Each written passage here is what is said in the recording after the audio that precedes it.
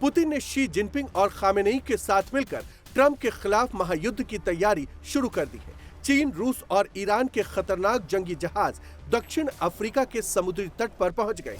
दक्षिण अफ्रीका के Simmons town naval base पर इन जहाजों की हलचल काफी तेज हो गई है। ये युद्धाभ्यास ऐसे समय में हो रहा है जब वेनेजुएला संकट को लेकर तनाव चरम पर है। अमेरिका ऑयल टैंकरों को जब्त कर रहा है।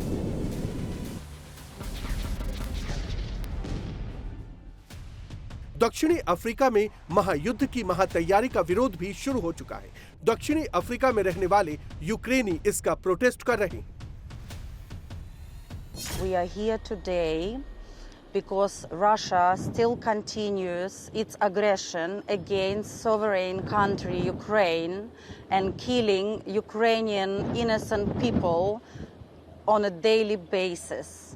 So we here gather today together to oppose to Russian Navy training in South African water. We urge South Africa do not engage in any military and navy training with Russia. A Russian training navy only carries death, war, pain and nothing good. सवाल ये है कि आखिर इस सैन्य अभ्यास से America की नींद क्यों उड़ चुकी है? इसे महायुद्ध का महाभ्यास के तौर पर क्यों देखा जा रहा है? तो आपको बता दें कि दक्षिण अफ्रीका की विदेश नीति इस वक्त अमेरिका की आंखों में चुभ रही है। ट्रंप ने एक एग्जीक्यूटिव ऑर्डर के जरिए दक्षिण अफ्रीका की फंडिंग काट दी है।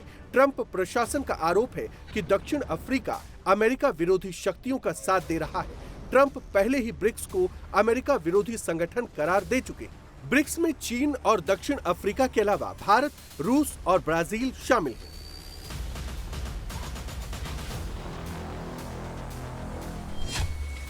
जो ट्रंप के सीने में चुभ रही है, इसलिए ट्रंप अब चीन की ऑयल सप्लाई को काटना चाहते हैं। पहले वेनेजुएला पर कब्जा किया और अब ट्रंप की नजर ईरान पर है। लेकिन इस बीच यूरोप में अमेरिका के खिलाफ विरोध तेज हो गया है। इटली ने अब खुलकर अमेरिका का विरोध शुरू कर दिया है और अब यूरोप से पुतिन से बातचीत करने की अपील की है।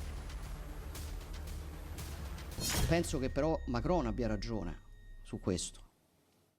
मेरा मानना है कि अब वो समय आ गया है जब यूरोप को भी रूस से बात करनी चाहिए, क्योंकि अगर यूरोप इस दौर की बातचीत में केवल एक पक्ष से बात करके ही भाग लेने का फैसला करता है, तो मुझे डर है कि अंत में उसका सकारात्मक योगदान सीमित ही रहेगा।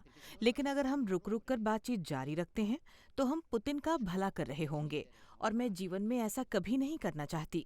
Riaprire le interlocuzioni con la Russia e dall'altra di andare in ordine sparso mentre lo facciamo noi faremo.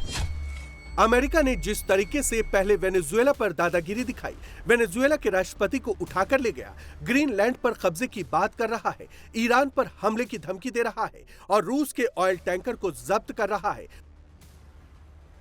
उससे पुतिन गुस्से में है क्योंकि रूस की छवि को भी नुकसान पहुंचा है। अमेरिका ये साबित करने की कोशिश कर रहा है कि अब दो नहीं सिर्फ एक सुपर पावर है, लेकिन दुनिया जानती है कि जब पुतिन को गुस्सा आता है तो फिर किसी की नहीं सुनते। फिर तो महायुद्ध तय है, यानी थर्ड वर्ल्ड वॉर का काउंटडाउन शुरू हो चुका है।